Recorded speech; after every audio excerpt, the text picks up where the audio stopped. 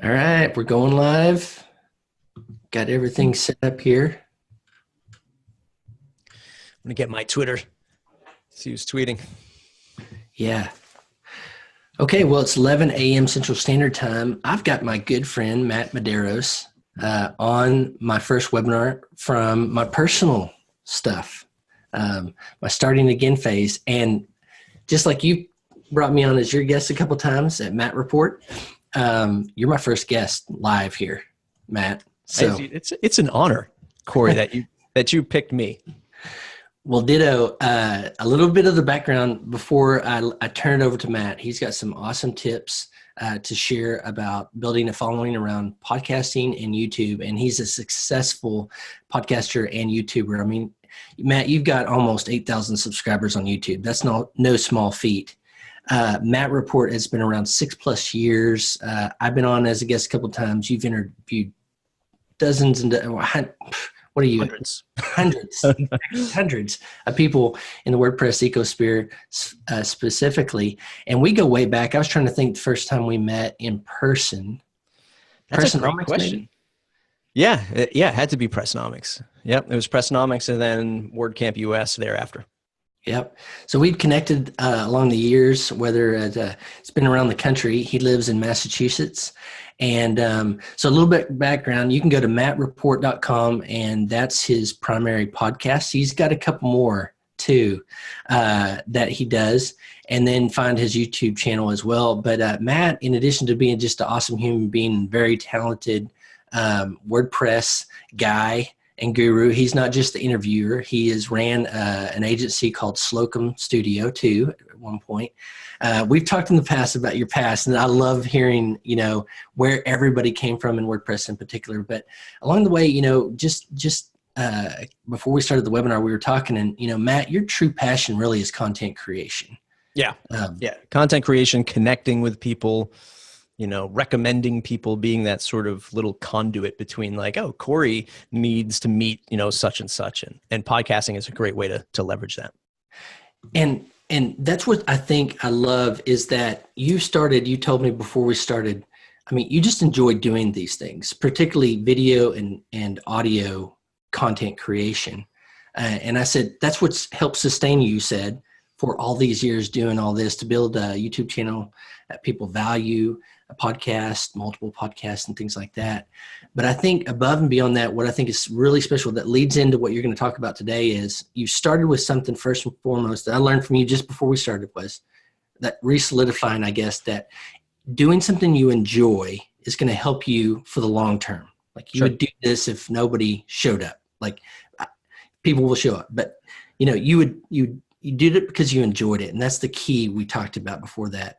But I will say on top of that, and why this topic is so vital, is you become well known in your industry or field because you do something as consistently as you've done it online. Right. So you've been able to roll out products, build your business, land a good job. By the way, our friend Matt is the account executive over at Pagely.com, a premier managed WordPress hosting company ran by another friend of mine, Josh and Sally. Josh and Sally. And so, I've seen your career go to business and career, Matt, and this thread has always been consistent. But when you said, I just really enjoy it, my passion is really content creation, I think that's so key for people to hear before you get started. Yeah. I mean, it's just taking people on that ride. And a lot of this ride has been just like, launching things, failing at things, being honest about it. Like I'm not trying to, just demonstrate or display something that is not me. And I think that's what good content creation is all about, right? Podcasting, YouTube, Instagram stories, whatever it might be. Being you online for other people. Right. Yeah. It's funny, just one side note, because you actually got me thinking when I first interviewed you for the Matt Report, I remember falling into the phase where I think a lot of people might fall into when they first start podcasting, really hooked on a podcast that they enjoy. And they're like, I want to be like that podcaster that I listen to every day. And for me, it was Andrew Warner of Mixergy.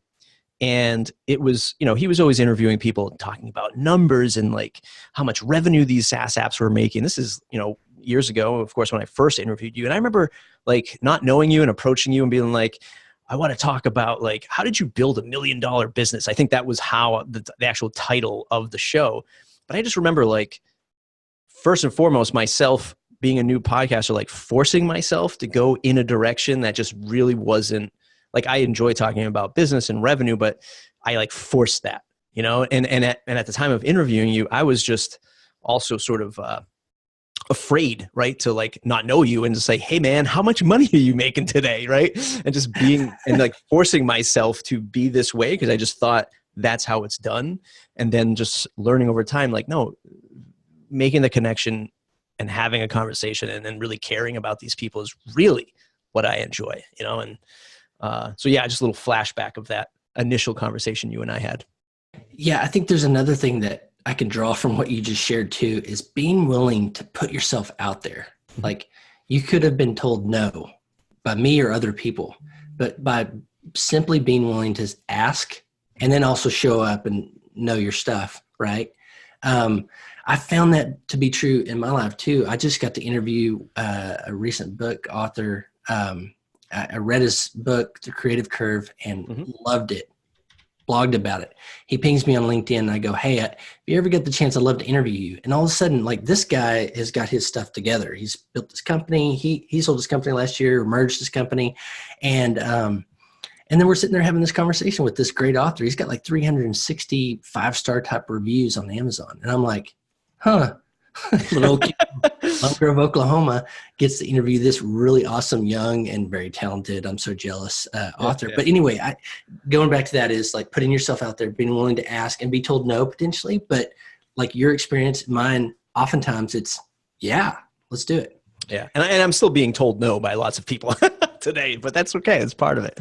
That's their loss though. You know, like when you asked me, it was opportunity to be interviewed. It's another person talking about what I'm doing online. So, okay, we're getting past this.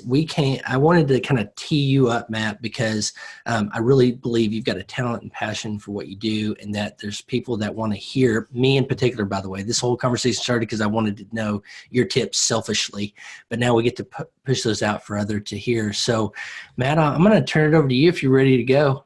I am, sir. Okay. I am. Let me shift some things around. This is a talk I did a couple weekends ago at a conference called Nerd Summit. Let me get the share button. And Nerd Summit started not so different than a WordCamp. It actually started as a Drupal conference in Western Mass. You should be able to see my screen right now. And they turned it, you know, they sort of grew out of it, and they were like, you know what, we need to do more than just Drupal. I think we need to do more on development and business, and they created Nerd Summit. So if anybody's in the Massachusetts area, nerdsummit.org is a great place. So some of these slides will be irrelevant to this talk because it was for Nerd Summit, and I'll skip through them, but it's called Audience Building Through Podcasting and YouTube, as Corey already showered me with plenty of links and promos, mattreport.com, youtube.com/plugintut. And I do another show with this guy called, I don't even know his name anymore. Billy Joe. I'm not even sure. It's therandomshow.net. If you're into technology and weekly updates on pop culture. The idea behind this discussion is not to talk about the technicalities of podcasting. And I think we'll kind of move through this at a good cadence so we can take any questions about that at the end. But it's really about getting into sort of the mindset of podcasting and content creation. I was joking with Corey at the top of the show that, I say things like, hey, I'll go speak about podcasting and YouTube because it gets me in the door. But to me, it's really about content creation, connecting with folks, and finding that inner confidence to do all this stuff, because that's the best way I know how to build a business, right? When everybody starts talking about marketing and sales and all of this fun stuff, and they get super technical, pay-per-clicks and heat maps and, segmentation, it's great. It all works. But to me, it's about being a human first. So like I mentioned, microphones, cameras, and software, that's really all the easy part. Like that's the easiest thing. You just Google some stuff, you look at some stuff on YouTube, and you have a plethora of information out there about comparing microphones and cameras and content and software. That's the easy part. Creating an engaging story and connecting with an audience at a deeper level, that's the hard part. As you go on throughout your journey of content creation or podcasting or YouTube, like I mentioned to Corey, like this stuff changes. Like you might be templating yourself off of your favorite podcaster, somebody that you're listening to, or you're just making things up as you go. And that's awesome. It's sort of how we learn and refine this stuff. But we really want to make sure that the most valuable piece in all of this, is the audience that we're talking to. You're creating that content partly to satisfy your own, scratch your own itch, but also to make sure that we're serving that audience. And again, that is what podcasting and YouTube means to me. It's about building that trust factor, right? In a world where, there is so much competition, there are so many people vying for the same dollar. The best way to reach that customer, to connect with that customer, to sell that customer, is to be real, right? It's to be who you are and display that to the best of your abilities. I can totally understand that people don't want to share absolutely everything about their lives, myself included. But the idea is to say, here is the character that I build, and this is how I want you to connect and relate to me.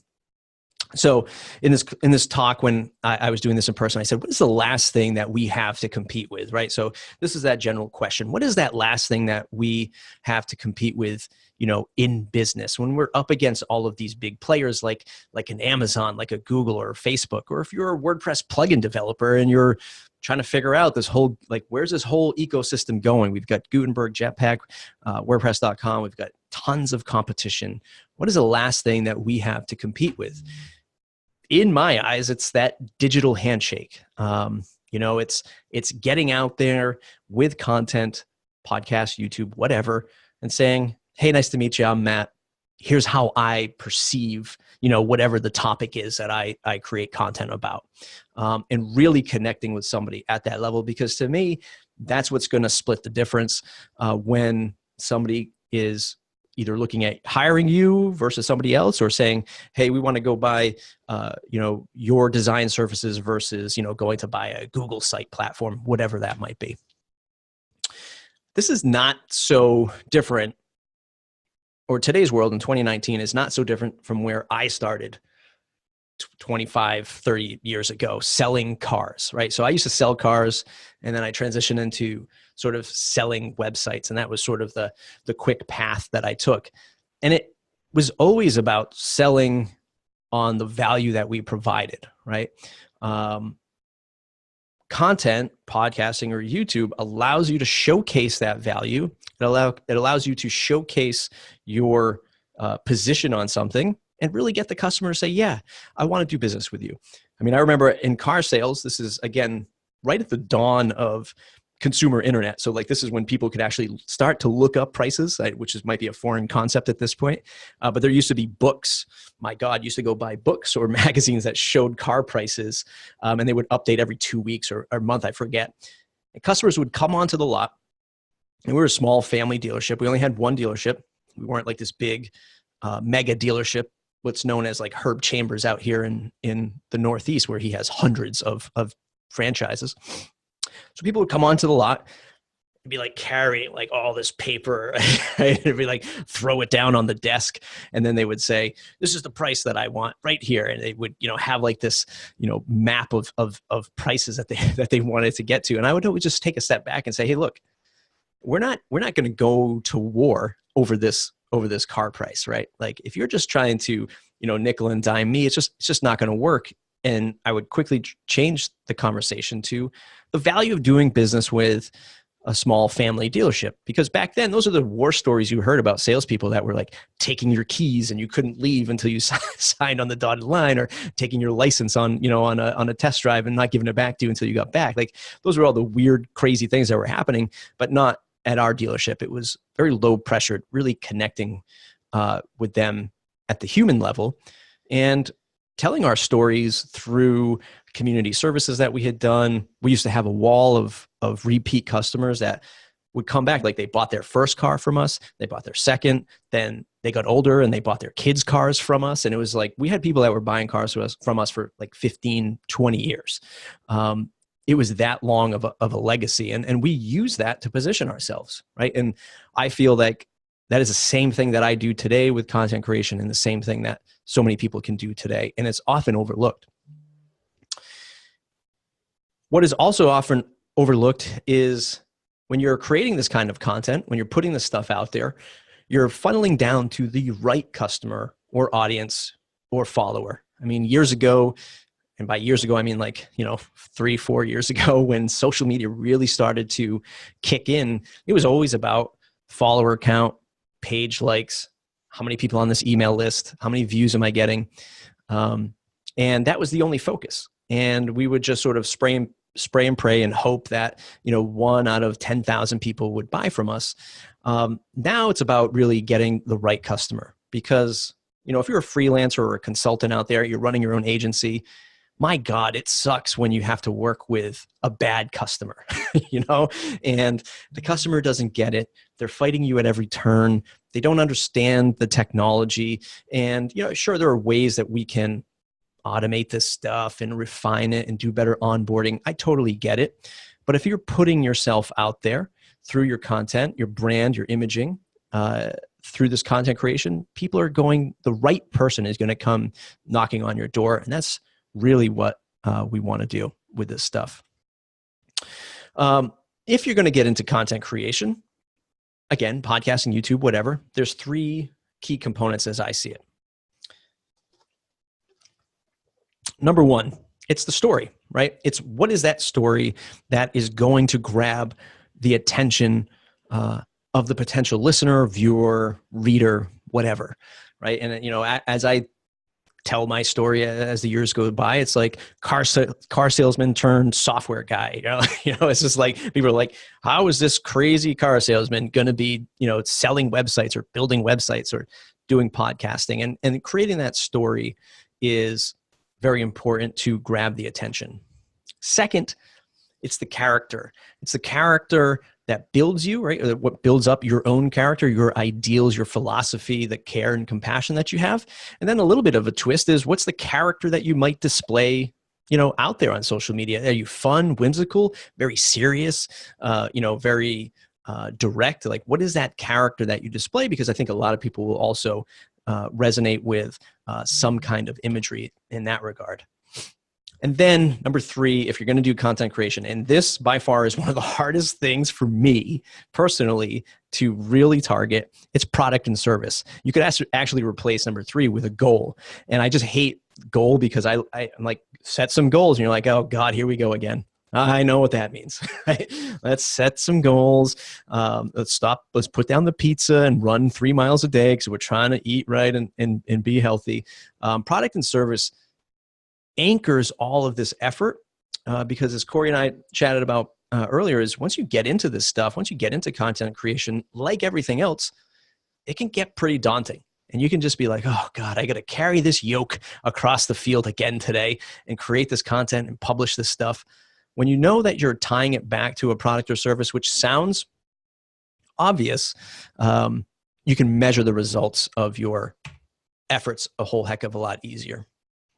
So let's just quickly talk about story, because you're a unique story and your unique story and why people want to hear it. The idea is, people say, tell your story. And people, nobody wants to hear my story. My story is boring. My story is, not fascinating. My story is not different than most, but it really, truly is. I mentor at a nonprofit accelerator called E4All in my local area. And every cohort, there's twice a year, there's 15 or so businesses come through. And whenever we meet as a mentor, it's talking about like what's happening at day 0. So you started this accelerator and it's day 0. I want you to start telling your story on whatever platform, whatever platform it is. If it's just Instagram stories, then do it there. If it's just Twitter, do it there. If it's LinkedIn, do it there. Podcast, great.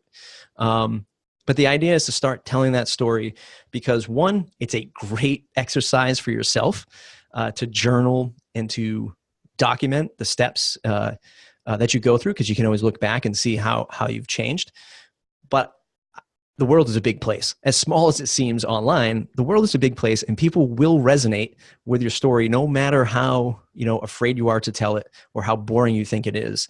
People will connect with you And telling that story from day zero will take you all the way to the launch of your product.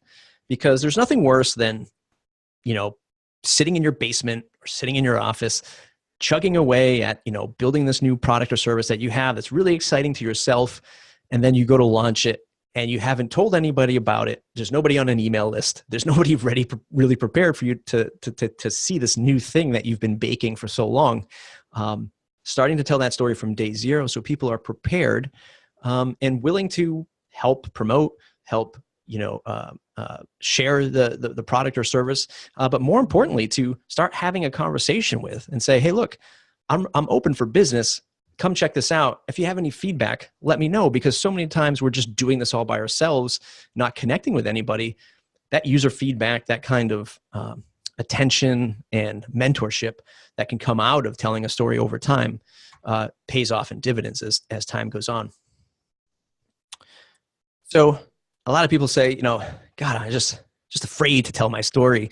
It's just, I feel like it's this imposter syndrome thing, and I'm not, I'm kind of either afraid or embarrassed, or I'm afraid people will judge me. Well, side note, if you're ever a car salesman, I think that's the best way to build some thick skin, right? Because there's nothing worse than being like on a cold New England day and, it's like 4:00, the sun already set, and, you see somebody pull into the lot and you have to walk up to them, with your business card in hand, and they just don't even want to talk to you, or they just jump in their car and leave. Becoming a car salesperson was probably one of the greatest things in terms of building confidence and not caring about imposter syndrome. But it still happens. It still strikes me, daily, if not, every minute of the day when I'm putting out content. You have to align your content with your values and just be confident in this is why I'm creating content. This is who I want to reach. And, this is why I'm doing it. You can take all the judging, you can take all the, the downvotes, on a YouTube, or read YouTube comments, which are the worst comments to read ever. But if you're just saying, look, this is why I'm doing this. This is the values that I have. This is why I'm creating this content, and be confident in it. You can fight off that imposter syndrome. Your story will evolve. And that's like the best part of a story, because there are multiple chapters. There are multiple sections.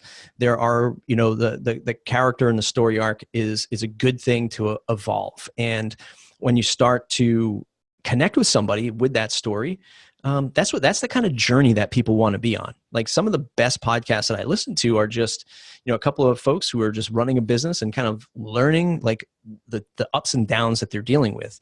It's a great way to connect with people. As a listener, right? That's the kind of thing that I tune into. And as, if you're out there trying to create content, trying to dig things up, like, hey, people want to hear, like, what are the small little iterative changes that you've made from week to week in your business or in your life, because it humanizes you on the other end. And it's just a more real thing. It's like reality TV, but through, podcasting or YouTube. So stories will evolve.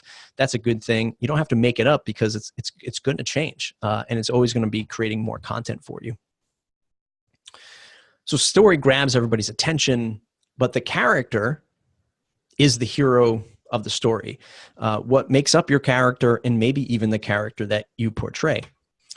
So I'll take a sip of coffee. This is Jack Black. I'm sure everybody in the audience knows who Jack Black is.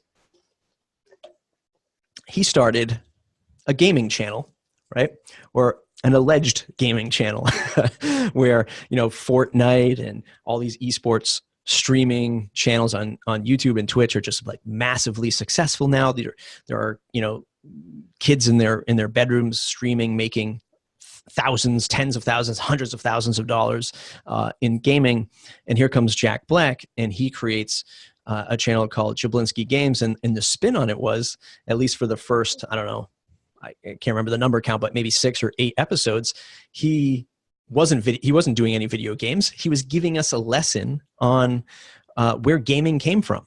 And it wasn't like a very, sterile, direct lesson. It was like, hey, sorry, no video games today, but we're going to go to the arcade and play with like these pinball machines from the 1920s, right? And it was just like exploring gaming at a different angle, at a different level. And of course, his character, Jack Black, or the way he, portrays himself, shines through. And that's really what connected people. And He went from like 0 to, well, December 21st. I forget when I clipped this. He's at 4 million subscribers. I mean, he went from nothing to 4 million subs in like 3 months. It was pretty immense. When we talk about character, when you're creating that content and you're aligning yourself with values, you should always have some level of confidence. So you own it, right? We hear that all the time. You own it, sort of fake it till you make it, I guess, into a little bit of a degree, but you own it, right? You are confident in the story that you're putting out and the content that you're putting out, and it aligns with such and such a value, because you're on a mission to put this stuff out, and you are confident that people want to consume it. You're never coming out indecisive. It's probably one of the worst things that you can do, because you start to convince yourself over and over again that, geez, every time I go to hit publish, I don't know if people are really going to like this. No, you know people are going to like this. Like, you have an audience. And even if it's an audience of one, my good friend Jason Resnick, I think I actually have a screenshot in here somewhere. He said that even if I had 10 people listening to my podcast, those are the 10 people in the front row. Like, those are the people that want to hear this stuff. So even in the beginning, be confident with what you're putting out, even if it's to a small audience. So story and character, what these two do when they unite is they're creating that trust. People are saying, yeah, I really believe in their story or where they came from. It resonates with me. They've connected with me on a deeper level. I'm really attached to the character that I'm listening to. And that's what starts building up that trust to eventually get them to, share your show, to sign up to an email list, and, eventually maybe even purchase your product. So product defines those lines in the road. It's going to define how you position more content or more goals in the future. So why did I start the Matt Report? This, maybe some people have heard the story before, but I remember when I first started the agency, there were so many like power players in my local area. So in Rhode Island, the Rhode Island meetup, which is closer to where I am than Boston, we go to Providence, and Jake Goldman was there, Jay Tripp was there, Jesse Friedman, and sort of my guys were there with me. And I saw how fast all of these sort of quote unquote power players in the WordPress space were growing their agency. Right. I remember meeting with Jake, and when he was starting his agency and I was starting my agency, and just sort of trying to align together to help each other out, which we did in the beginning. I saw how fast he was growing, and I saw how these big projects he was landing. And as a non-technical co-founder, I said, how am I going to compete with Jake? Like, I don't even know how to write lines of code, let alone like know the landscape of WordPress. So I just saw that. I started asking around, like, how does he do it? And he's like, well, he contributes a lot to WordPress. He's really in the developer community. And I remember being at a WordCamp and just seeing how people idolize some of the quote unquote big names of the WordPress space. And I was like, maybe I'll just start a blog. At the time, I was like, I'll just start a blog, and maybe I'll do some like casual interviews of people, and that's how I'll get to know people. But like I said, I was really attached to Andrew Warner of Mixergy, and I said, I'm going to be the Mixergy of WordPress. Maybe that'll be my in. Maybe that's how I'll start to connect with people. And guest number one was the only person I knew. It was Jesse Friedman, who now works for Automatic and Jetpack. He was the only guy I knew that was from the local meetup. And then from there, it was just literally knocking on the doors of all these people that I was just quote unquote stalking on Twitter, being like, hey, you want to be on the show? Want to be on the show? That's how I met Corey. That's how I connected with so many people. So it was a way for me to just start to broadcast my message and get out into the WordPress world and say, here I am. Like, this is my way of connecting to the WordPress at large. So recap: story, character, and product. Okay.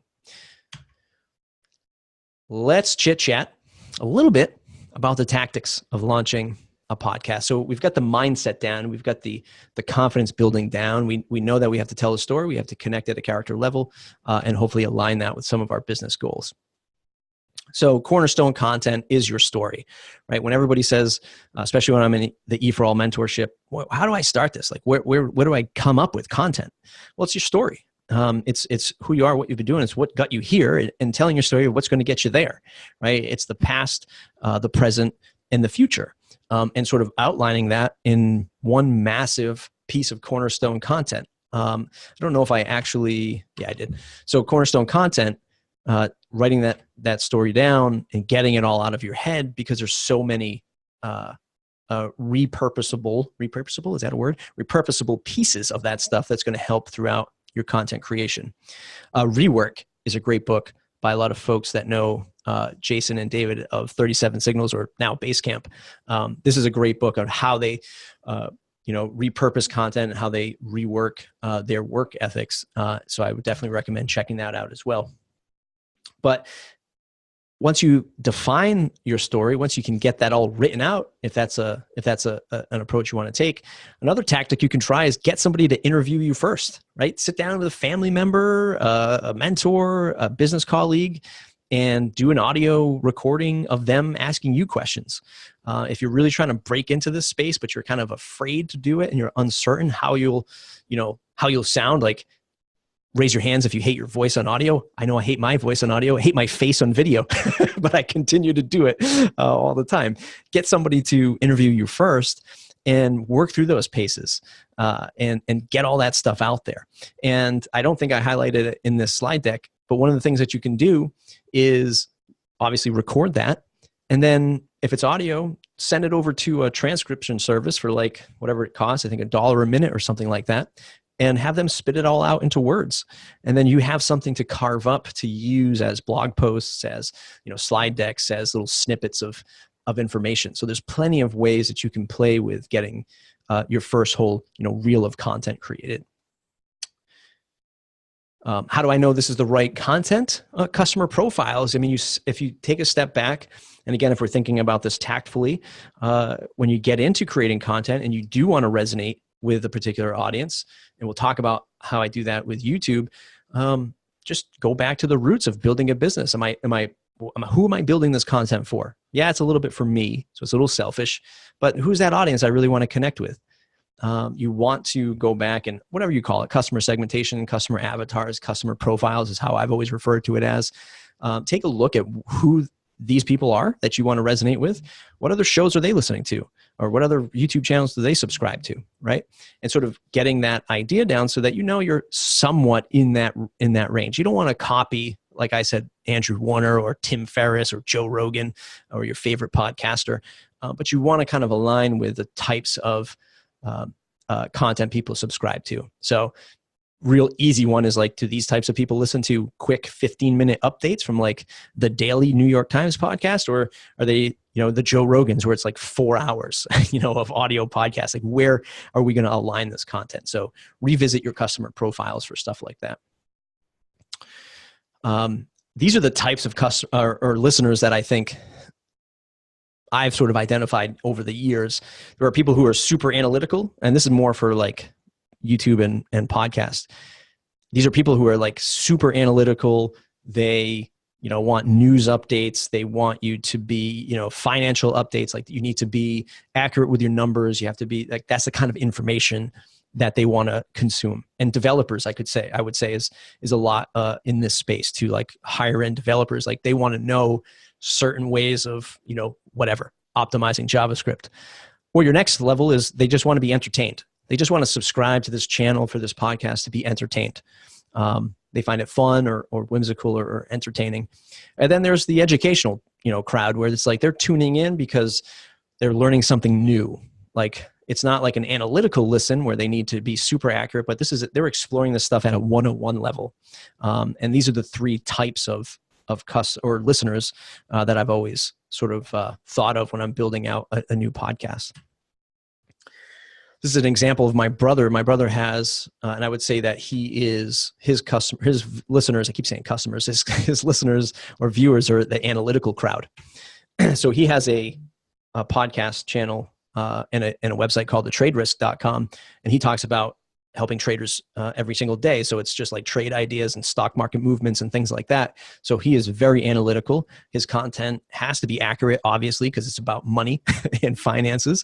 But that's what his crowd is, right? They're not there to be entertained, and they're not really, some of them are learning like a little bit. He sprinkles in a little bit of educational content, like 101 stuff. But the people that tune in and connect with him every day, super analytical, and they want accurate details.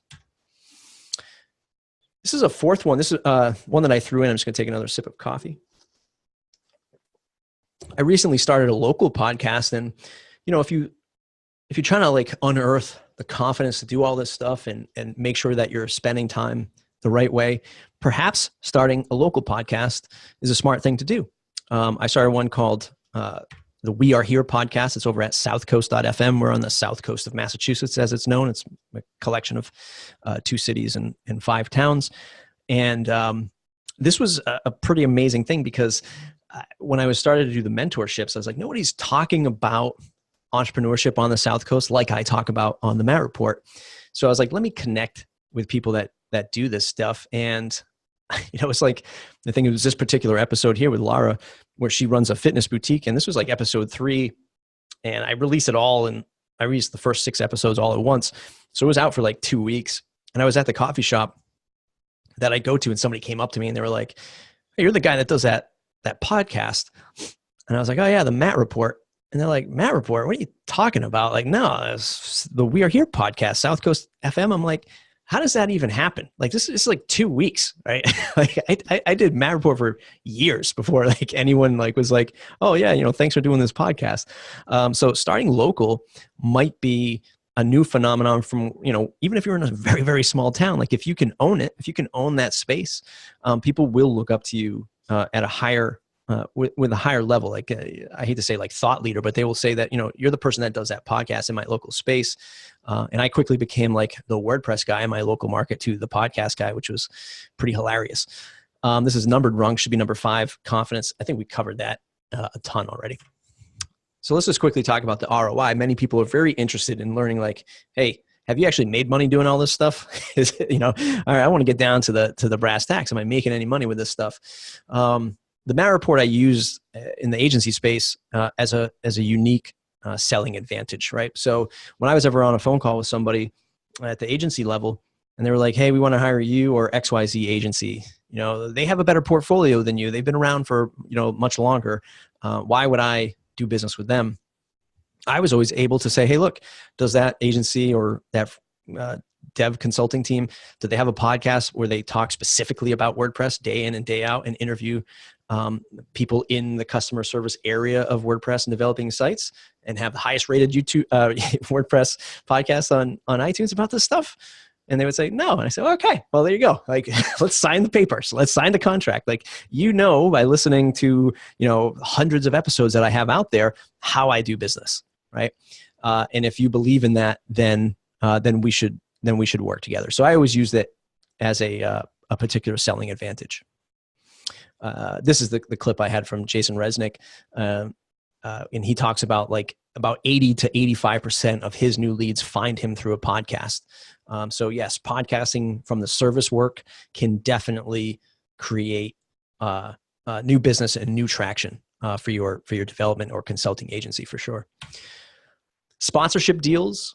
I used to do this with Matt Report. The WordPress podcasting space is an interesting space because it's such a trust-centric ecosystem, right? In other words, people want to know like they trust your recommendation on hosting or on plugins or on themes. You can go for, and this is me specifically speaking through, like the WordPress world. You can go and get sponsorship deals if you're in a very niche market that just don't make sense at like, hey, I want to knock on MailChimp's door and see if you'll sponsor my podcast that gets 10,000 listens a month. Like this, it's just not going to happen with these massive brands. But at a WordPress level, somebody who's trying to sell plugins where it's, it's fairly profitable and there's not many avenues to reach promotion, you can spin up some interesting sponsorship deals.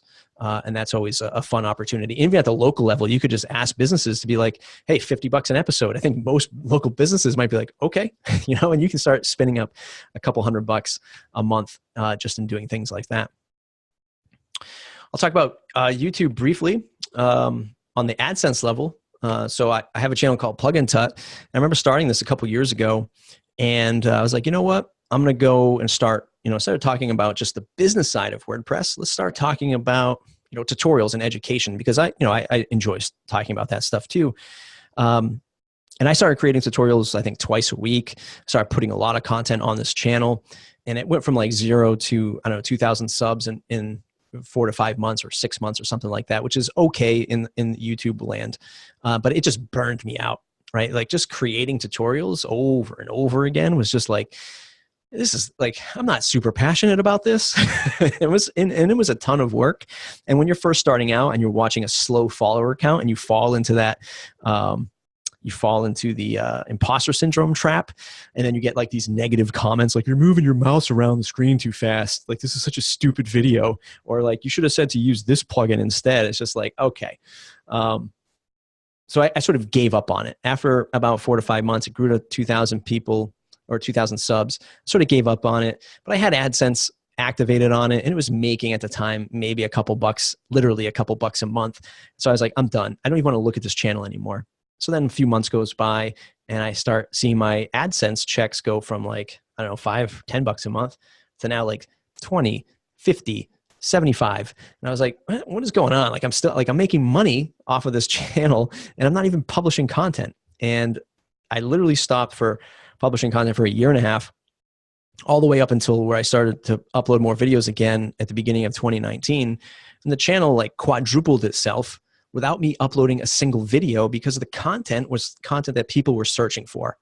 That's a huge sort of tactic on YouTube, is to make sure that you know, if you're looking to grow faster, is creating content that are either it's like exceptionally entertaining or that it's how-to content. Like this is stuff people are searching for.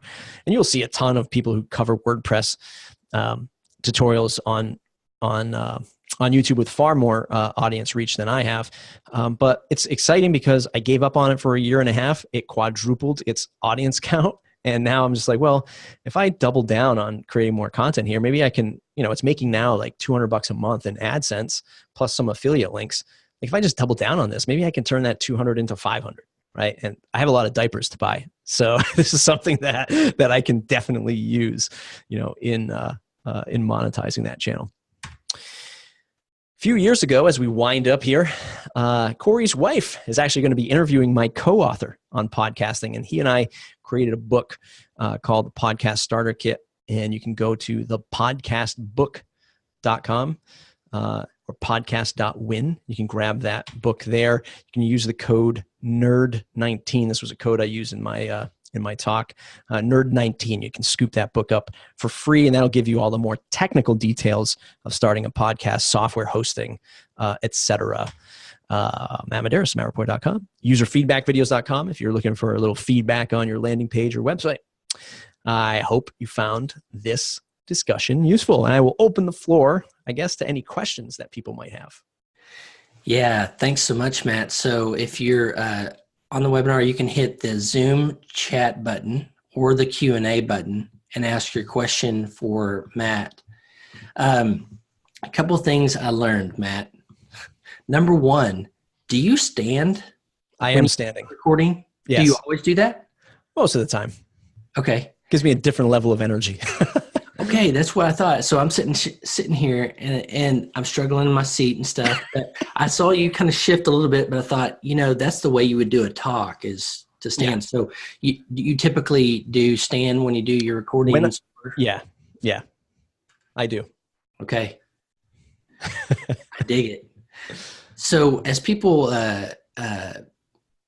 queue up their questions, and I'll be watching too. So here's something that struck me too, sure. Matt, especially when you pulled up the plugin Tuts screenshot of your homepage there. Mm-hmm.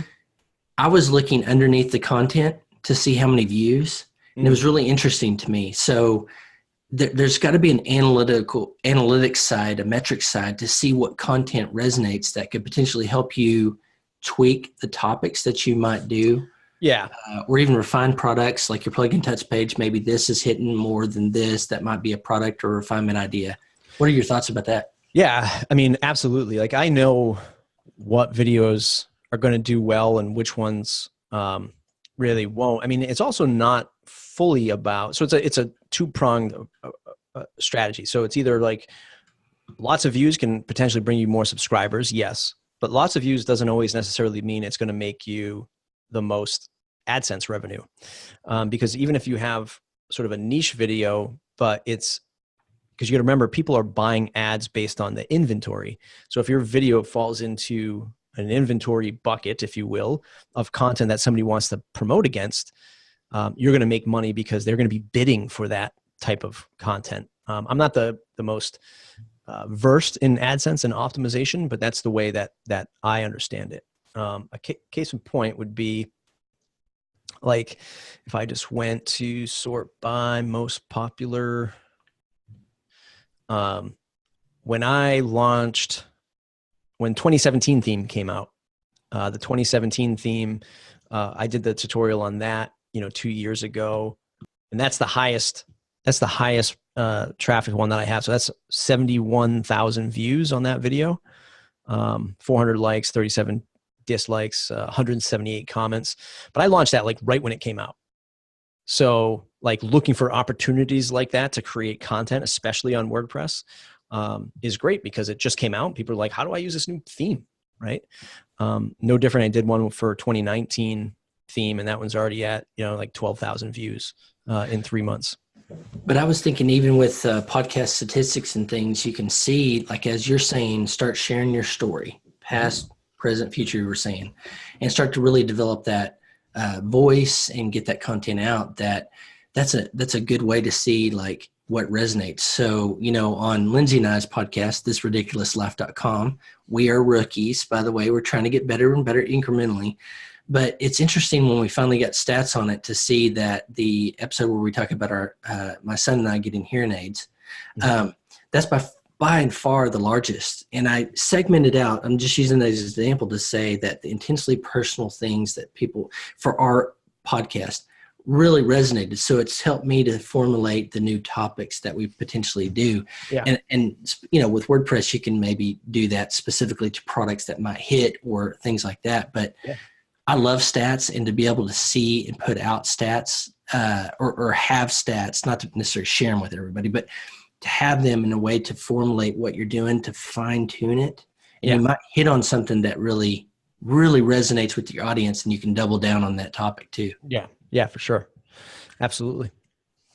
Yeah. That's why you shouldn't, like, a lot of this stuff too is how much, people say, well, how much should I post? As much as you possibly can, and that's the struggle, because some people only have time to do it, once a month, once every 2 weeks, especially if you're like a traditional business owner and you have so much stuff going on, like you're not in this online space, but you got a pizza shop down the street and you're trying to get your pizza shop going. But, people are telling you to, Instagram every moment of the day. It's hard to keep that cadence, but the more you can create content, the more of a footprint you'll make, which then, like, in the long run, like you said, you can turn back to and see, hey, this content, even though I didn't really enjoy it that much to create it, I can see where the stats lie and say, this one did really well, this one didn't okay. And then you can use that to framework your next, content calendar or whatever. Yeah. And I love how, part of this is what you're sharing too, is you put it out once, your year and a half sabbatical from Plugin Touch, for instance, was, you put it out there and it wasn't sitting on my shelf here collecting dust. It was out into the world doing something for you. Right. So I think that was, really good for me. Okay. A question just came in. Sorry, did you have a comment on that? But I love the multiple use. So sometimes I think you've recorded video like us on this Zoom. Mm-hmm. You'll take the MP3, post that to your podcast, but you also post videos too on certain. Yeah. Again, this goes back to, in an ideal world, what I would be doing is creating a video, right? Doing my podcast in video format, uploading it to my YouTube channel, taking the audio, putting it over to iTunes, turning all that into a blog post, which I do with my show editor. She'll go through and write up, a laundry list of topics from the show and all the important links. And I would never be able to do that, if it wasn't for her. And then I'd be snipping that stuff out and putting it on Instagram stories and sharing it on Facebook and making sure it goes out to my email newsletter. That's why it's really, while as much content as you can create is important, it's equally, if not more important, to promote all of this content. And if you can do it in more channels, the better. It just becomes a lot of work. and I'm trying to balance content creation amongst a day job and everything else. And for me, my goal is to just get the content out there and promote as much as I possibly can. I'm trying not to let all of that stuff weigh me down. Yeah, I approach it too. I come from the written background, written content, and that's my love, passion. I try to start doing more audio and video type things, but it seems like to me, the best practice for me is start somewhere, anywhere, and incrementally try to get better over time. Mm-hmm. Okay, Matt, we got a question for you. Okay. Do you often create a story considering what my audience thinks is important or what I think is important to my audience? Just being the authentic you. Yeah. So I always start with story because for me anyway, it's the easiest thing that you can really, build out a nice long form cornerstone piece and then break out. And a lot of people who are just not used to creating content and getting themselves out there, it's just a great starting point. So if you're unsure of like where to start and create content, then perfect building block. But if you know that you're going into this is maybe like your second business, like you've already got all the war wounds of your first business and now you just want to start reaching people and you have a definite path to get to that. So for example, like Plugin Tut, it's WordPress tutorials. There's no thread of my story in that content. There's my thread of my character comes out in that content. But it's just like I'm creating tutorials for people that I know are searching for these items. So, if you're starting off, this is the first go at things, telling that story and putting it out there the way that you feel most comfortable with is how I would approach it. Like, don't start thinking about what the listeners are going to want in that context. Just tell your story and start resonating with it, or have like a little mini series. Like you're going to say, hey, I'm going to do my first 4 episodes about, past, present, future, with a bonus episode of something like that. You can play with it and have some fun with it. And then start to refine over time. Important thing is that you start putting in your messaging. Hey folks, first time I've, doing my first podcast, don't forget, reach out to me on Twitter, on my contact form, and let me know what you want me to talk about next. Or if you send out an email newsletter, get people to reply to you and connect with them at that level. Start doing live streams would be another great way to connect with people because you can chat with them instantly. So that's for story building. If you have a direct path that you're going to go in for creating content, again, WordPress tutorials, camera reviews, all these other like more specific like search terms. I don't think it's as important to tell your story if you know this direct path you're going on. Yeah, for me, I think in my starting again phase is probably really important to still tell story, right. Why I think this particular topic, for you, I would be like, yeah, I want to hear this. I like some free advice. If I were you, I'd have like my audio recorder or my phone next to me, and like the alarm goes off, and you're like, it's 10:30 a.m. I haven't done anything yet, but I'm thinking about my new business. It's 11:30. I'm finally getting out of my pajamas. This is what it's like to not, have to show up at work every day, and like showing that progression of, the mindset you used to be in to where you are now and what you're looking to achieve, I think is perfect for your scenario. Okay. Well, I kind of started a little bitty one kind of doing that, but I didn't think about like even more raw, but it's right. Context of a story of, I've only done a minute or 2 at a time, but when something strikes me, but I think I need to relate it to the journey. Yeah. I like that a lot. Yeah. Okay, we got another question for you, Matt. What are some of the best promotional methods to get more views, subscribers for YouTube channel that you found, especially when you're starting out and don't have a huge audience? So more subscribers, views for YouTube. Yeah, the easy one for that is just searching for or just creating content that people are searching for, right? And you can easily, obviously find which content the type of content that you're creating. So again, if I'm just talking WordPress tutorials, it is very, very easy to just find the guys that are and gals that are out there that are putting out WordPress tutorials, going to their channel, filtering by most popular video and just seeing like what are their most popular videos. Like Google's giving you that data right there. Google Trends is another great way to kind of see what people are searching for. And there's, I think this is called TubeBuddy, Tube, Buddy, like YouTube Buddy, is an extension that you can get that will help you view stats on certain videos. So you can kind of see behind the scenes. But YouTube, hands down, like if you're looking to escalate that follower count as quickly as possible, it's just creating content that people are searching for, right? So many people who are trying to do like the whole vlogging thing and the whole like, even covering like pop culture things. There's so many people doing it that it's just like, they're not searching for it. It's just, you really have to have like a certain character that you attach to. But for WordPress and tutorials and how-to videos, it's just like open season on that kind of thing. Creating those search terms or creating that content for those search terms is just massive. Because as that saying goes, YouTube is the second largest search engine in the world. Yeah. I mean, again, that's literally how, you build. There are people who don't build a following of 200 YouTube subscribers in a year. And I was able to build to 2,000 in 4 months, which I'm not saying is by any special superpower that I have by any stretch of the imagination. It was just because I was creating content that people were searching for and they were finding it. And I was able to walk away from that and not upload a second of video for a year and a half and watch the follower count quadruple itself, right? And there were WordPress tutorial people out there that are doing like, they have like 30, 50, 100,000 subscribers, but they're churning these things out every single day.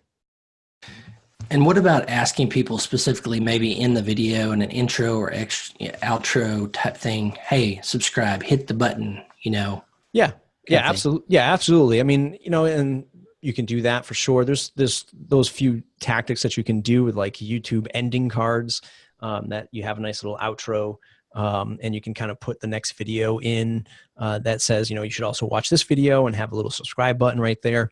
I know that for me, I always like to think about like the way that I consume content. I rarely interact with that. Even on the videos that I watch, it's always just like the traditional like subscribe button. So, I always say things like, don't forget to, if you like this video, go ahead and hit like. And if you want to get more of this video, subscribe to the channel. And I always prompt them with that. And I started to do a little bit more like in editing, like have little slide outs to say, don't forget to subscribe and things like that. But I love that very simple way is say, hey, if you like this, would you give it a like? Mm-hmm. If you really, really like it and you want to learn more, hit the subscribe button. That's easy. And, stair-stepping the incremental improvements you do. I like that a lot. Yeah. Yeah. People still have to connect with you as the host in the video or the podcast in order to get that. I mean, podcast reviews and subscriptions on iTunes, it's like one of the hardest things to get because it's not just like when you're watching YouTube, you just hit the button and you like it, or you quickly hit the button and you subscribe. It's like buried inside of iOS podcasts, and people have to like go through 5 clicks to get to it. And it's just not readily accessible to somebody. They can't just pick up their player, hit like, and it's done.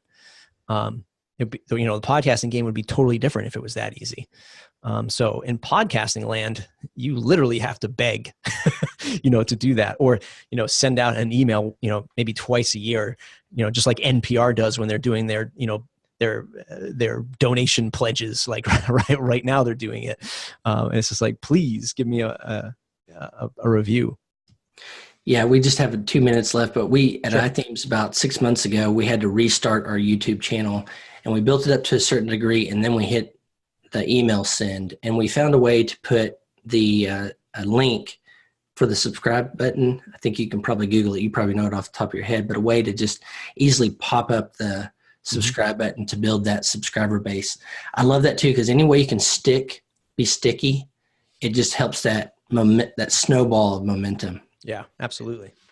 Well, Matt, thanks so much, man. This has been fantastically helpful for me. I hope others have gotten value, but if anything, I've got a whole wall of notes to go back and review and add for my incremental improvement, what I'm doing with audio and video. So you can find Matt at mattreport.com. Also, he shared an offer Thank you so much. It's very gracious. Thepodcastbook.com. You want to go deeper. Matt and Joe are the guys to ask or to get information about how to build your following with podcasting and YouTube. Thepodcastbook.com. Use the code NERD19 and you can get that book today. Matt, thanks again. I appreciate everything you shared today and hope people will go hit the subscribe button to everything you do. Thanks, Corey. Thanks, everybody, for having me. Thanks, man.